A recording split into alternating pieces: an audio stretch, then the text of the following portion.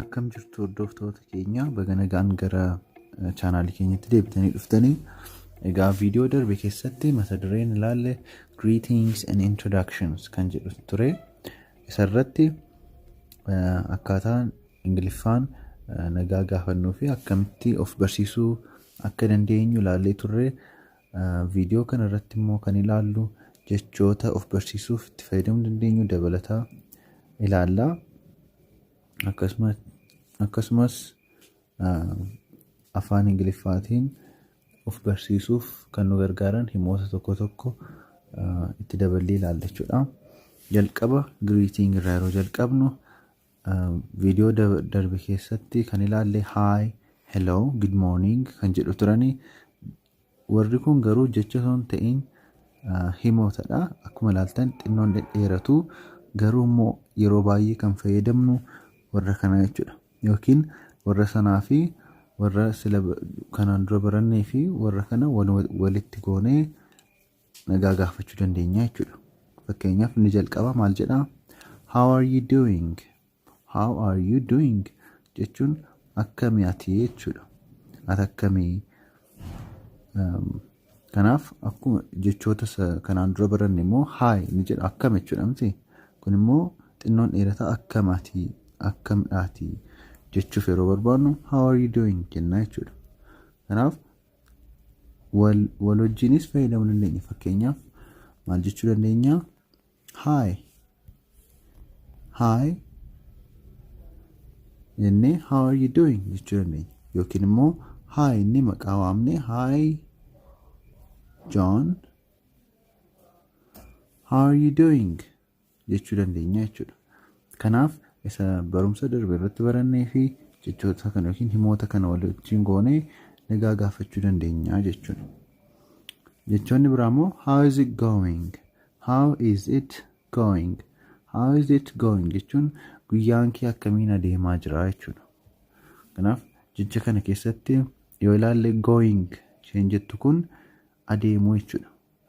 Go jecha jedhuraa dhufe go jechuun deemuu jechuudha yookiin deemi jechuudha. Going jechuun immoo wanta amma taasifamaa jiru agarsiisa isheen ing kun. Kanaaf adeemuu jechuudha yookiin wanta adeemaa jiru jechuudha. Gaaffii kana keessatti immoo yeroo ilaalte guyyaan kee akkamiin adeemaa jira jechuuf kan itti fayyadamu. Kanaaf akkuma kanaa hi John jennee achitti fufnee immoo how's it going jechuu dandeenya jechuudha. Akkasumas what's up jechuu dandeenya. Salphaamatti yeroo nama argannu what's up jennee nagaa gaafachuu dandeenya jechuudha.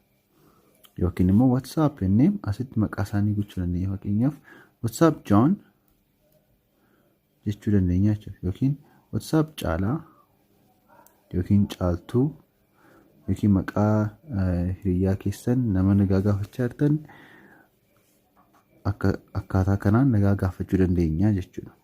Inni biraa immoo jechichuma greetings jedhu kana akka nagaa gaafachuutti jechatti nagaa gaafannus goone fayyadamuu dandeenya.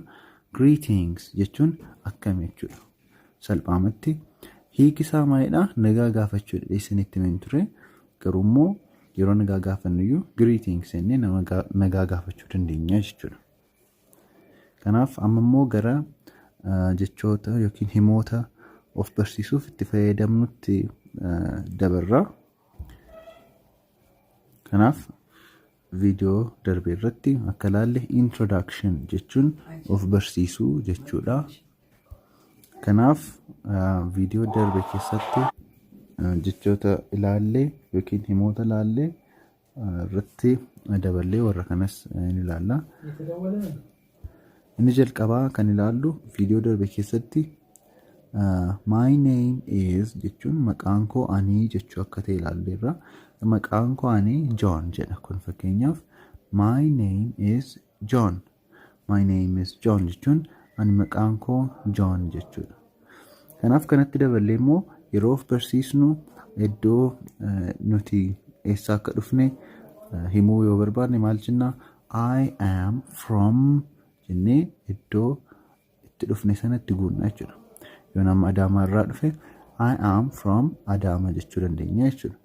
Yookiin I am from Addis jennee iddoo kanatti guutuu dandeenya jechuudha. Yookiin immoo bakka jiraannu tokko eessa akka jiraannu yoo himuu barbaanne I live in jennee itti fufna. Fakkeenyaaf I live in New York. I live in New York. Yookiin I live in Ambo. Iddoo kanatti Ambo jechuu dandeenya. Kanaaf ani Amboo keessan jiraadha jechuudha.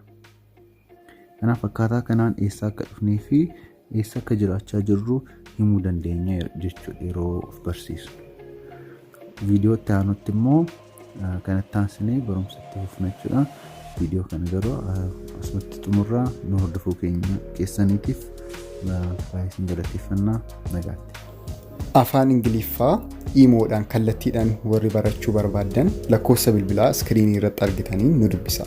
Akkuma asirratti argitan duwwaa 9 duwwaa 2 73 64 fi 74 akkasumas 09 80 61 04 95 iimoodhaan yoo nu dubbistan barumsa kallattiidhaan akka barattaniif isiniif mijeessina jechuudha.